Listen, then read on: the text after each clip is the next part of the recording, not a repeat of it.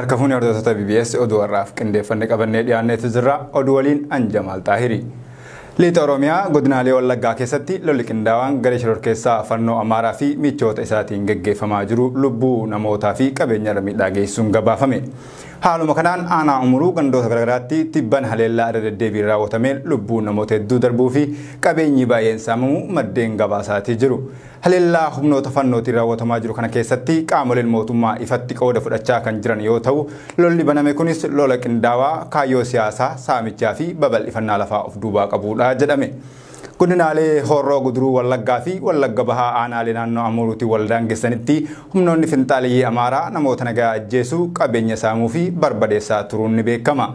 Ajjechaan jumlaa humnoota Amaaraa raawwatamaa jiru kun irra deddeebiin kan raawwatamaa dhufeef baratamaa ta'eetii jira. Miidiyaaleen Amaaraa wayita humnoonni Amaaraa Oromoota lixa Oromiyaatti jimlaan fixan akka waan dhalattoonni sabaan Amaaraa dhumanitti wal jalaa fuudhanii gabaasaatii turan.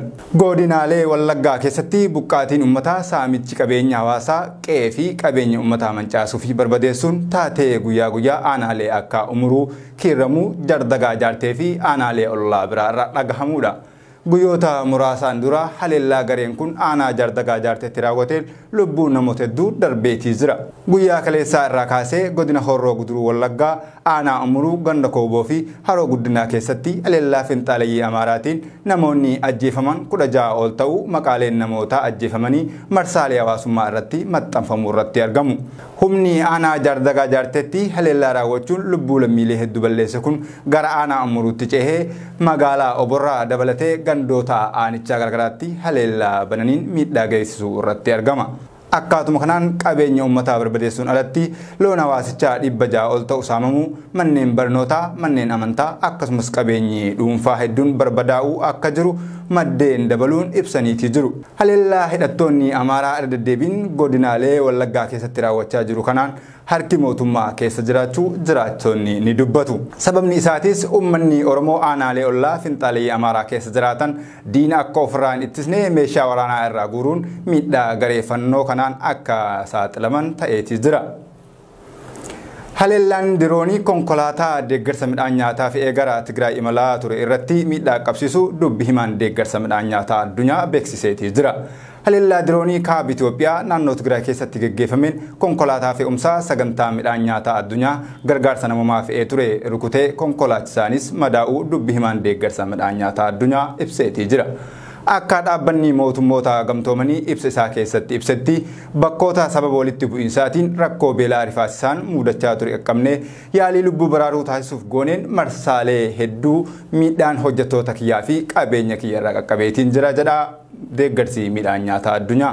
Dubbi himaan deeggarsa midhaan nyaataa addunyaa haleellaa diroonii naannoo waradaa aanaa Zaanaa kaaba lixaa naannoo Tigraay keessatti adoolessaa 25 ganama raawwatame gabaasa isaa qulqulluu argadhe jechuun Rooyitersiif himeetiin jira. Konkolaataan fe'umsaa kun sababa lolaa baatii 5 dura dhaabbatee ture kan deebi'ee dhalateen namoota biyya keessaa buqqaniif deeggarsa midhaan nyaataa geessisaa kan ture yoo ta'u, haleellaa kanaanis miidhaan olaanaan konkolaataa fi qabeenya irra ga'uu konkolaachisaan ammoo madaa'uu ifoomseetii jira.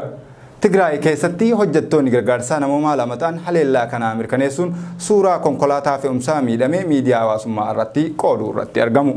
Dubbi himaan mootummaa Itoophiyaa Laggasaa Tulluu, dubbi himaan waraanaa Koloneel Geetnet Adaanee fi dubbi himaan muummicha ministeeraa Billeenii Siyuum dhimma kanaaf gaafii gaafatamaniif deebii osoo hin kennin jiran. Akka gabaasni deeggarsa midhaan nyaataa addunyaa jedhutti Tigraay naannolee ollaa Amaaraa fi Affaar keessatti tilmaamaan namoonni miiliyoona 13 ta'an gargaarsa nyaataa atattamaa barbaadus jedhame. Mootummaan Itoophiyaa qaamota hojii jijjiirraa mallaqaa seeraan alaa irratti bobba'an akeekkachiise. Tajaajilli nageenya faayinaansii qaamoleen hojii jijjiirraa mallaqaa seeraan alaa irratti hirmaatan hojii isaanii irraa akka of qusatan akeekkachiisee jira. Akka madda oduu miidiyaalee mootummaa gabaasaa jiranitti qaamoleen yakka mallaqaa raawwatanii fi miiltoowwan isaanii qooda fudhattoota biyya keessaa fi dhaabbilee michuu biyyoota alaa waliin ta'an hojjetan seeraan kan gaafataman ta'uu beeksise. Dabalataanis paartileen biyya alaa jiraatan tokko tokko michoota isaanii Itoophiyaa keessa jiran waliin ta'uun mallaqa biyya alaa karaa seeraan alaatiin gara Itoophiyaatti daddabarsaa akka jiran ibsichi beeksiseetii jira. Akka fakkeenyaattis dhaabbilee teessoo isaanii biyyoota alaa godhatanii mallaqa seeraan ala daddabarsan jechuun maqaalee tarreeffaman keessaa Adols, Shaggee, Salaam, Reetsii fi qaamoleen biroo hojii seeraan alaa jedhame kan irratti bobba'anii jiru jedha gabaasichi.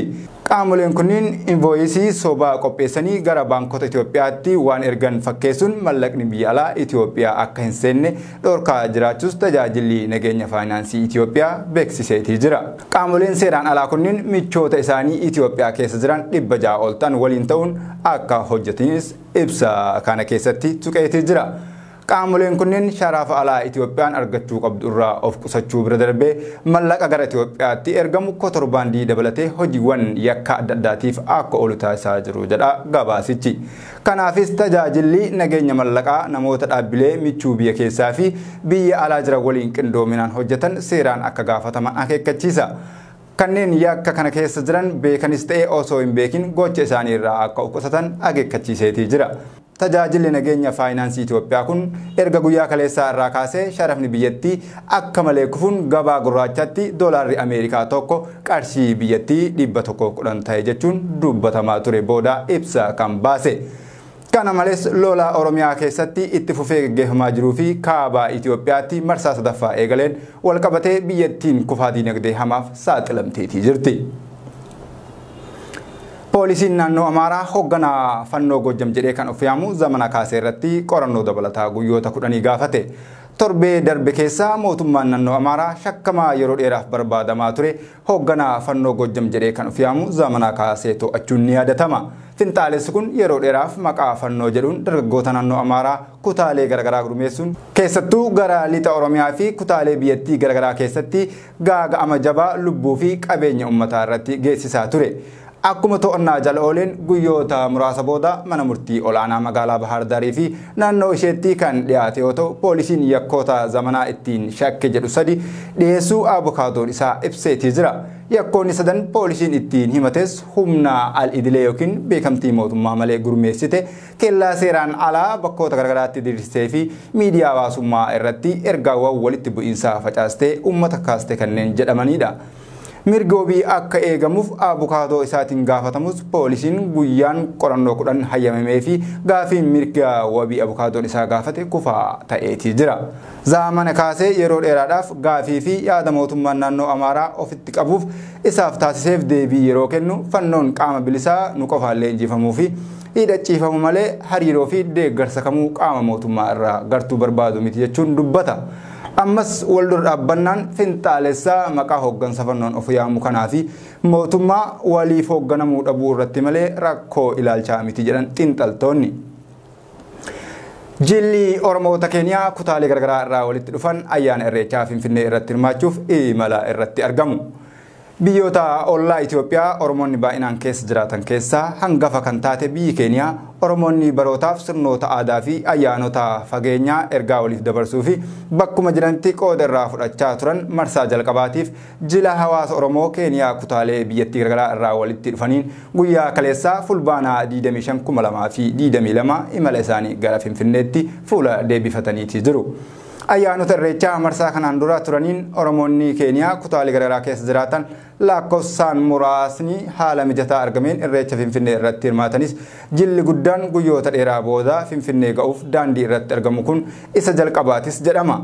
Gurmuun Naayiroobii irraa guyyaa kalee ka'e kunis magaalota Keeniyaa Oromoonni hedduminaan keessa jiraatan kanneen akka Isiyeelloo, Marsaabeetii fi Mooyyalee keessaa konkolaataan qaxxaamuruun jimaata fulbaanaa 30/2022 magaalaa Finfinnee ni ga'u jedhamee eegama.